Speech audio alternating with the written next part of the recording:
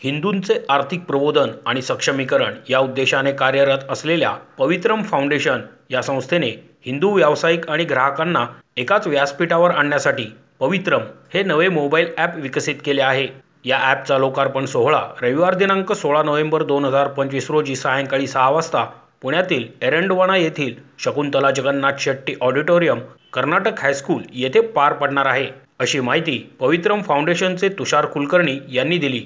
यावेळी पवित्रम फाउंडेशनचे अध्यक्ष सुबोध शहा, शशांक मेंगडे, सारंग देव, राजेश तोळबंदे, आशिष काटे उपस्थित होते। या ॲपचे लोकार्पण श्रीराम जन्मभूमी न्यास अयोध्याचे कोषाध्यक्ष आणि श्रीकृष्ण जन्मभूमी न्यास मथुराचे उपाध्यक्ष परमपूज्य स्वामी गोविंददेव गिरी महाराज यांच्या हस्ते होणार आहे। या कार्यक्रमाला प्रमुख पाहुणे म्हणून राज्याचे उच्च आणि तंत्रशिक्षण तसेच संसदीय कार्यमंत्री चंद्रकांत पाटील उपस्थित राहणार आहेत। नमस्कार, माझं नाव तुषार कुलकर्णी, पवित्रम फाउंडेशन या ट्रस्टचा मी संचालक आहे। पवित्रम फाउंडेशनच्या वतीने हिंदू व्यावसायिकांना हिंदू ग्राहकांपर्यंत पोहोचवण्यासाठी आपण पवित्रम ॲप हे विकसित केलेलं आहे। हिंदू माणसांनी हिंदू व्यावसायिकांशीच व्यवहार करावा असा आपला आग्रह आहे। अनेक वेळा आपण जातो, आपल्याला नेमकं माहीत नसतं की कोण हिंदू व्यावसायिक आहे। तर हे आयडेंटिफाय होण्यासाठी आणि हिंदू समाजातील अनेक तरुणांना अनेक व्यवसायांना प्रोत्साहन देण्यासाठी आपण एक मोबाईल ॲप डेव्हलप केलेला आहे।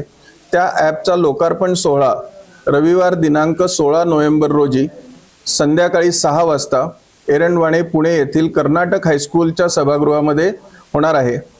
हा ऐतिहासिक सोहळा पूजनीय गोविंद देवगिरी महाराज, जे आपल्या अयोध्येतील राम मंदिराचे कोषाध्यक्ष आहेत, त्यांच्या हस्ते हा लोकार्पण सोहळा होणार आहे।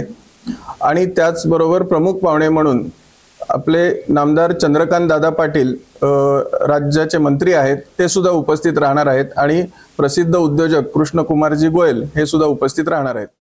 या ॲपच्या माध्यमातून हिंदू व्यापारी आणि ग्राहकांना परस्परांशी जोडले जाऊन स्वदेशी आणि धार्मिक मूल्यांवर आधारित व्यापार प्रणाली मजबूत करण्यास मदत होणार आहे।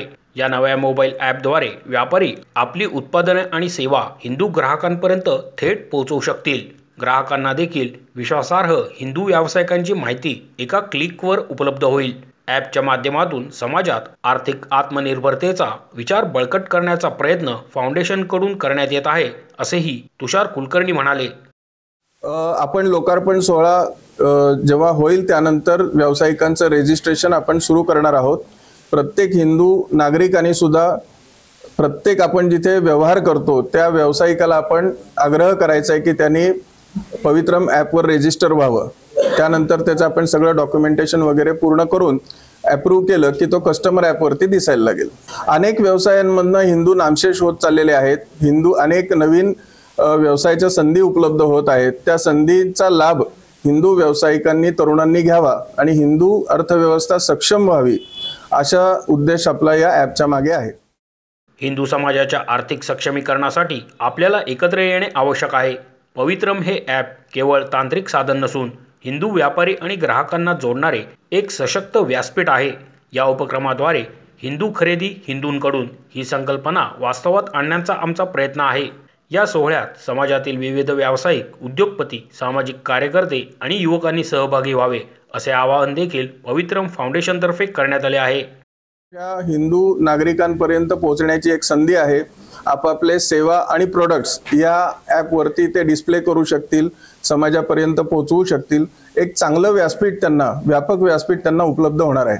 त्याचबरोबर आपण त्यांचं ट्रेनिंग, अनेक प्रकारचे वर्कशॉप्स, सोशल मीडियाचा वापर कसा करावा, कामगारांशी कसं आपण कामगारांना टिकवावं, त्यांचं ट्रेनिंग कसं घ्यावं आणि ओव्हरऑल व्यवसाय कसा चांगला करावा याचं मार्गदर्शन सुद्धा आपण करणार आहोत। या लोकार्पण सोहळ्याला अनेक मान्यवर, अनेक व्यवसायातले प्रतितयश व्यावसायिक सुद्धा आपल्याला प्रोत्साहन द्यायला उपस्थित राहणार आहेत। मी आपल्या माध्यमातून सर्वांना विनंती करतो की या ऐतिहासिक सोहळ्याचे आपण साक्षीदार व्हा आणि रविवारी संध्याकाळी 6 वाजता कर्नाटक हायस्कूल येथे उपस्थित राहा। मोशी न्यूज नेटवर्कसाठी मोहित शिंदे, पुणे।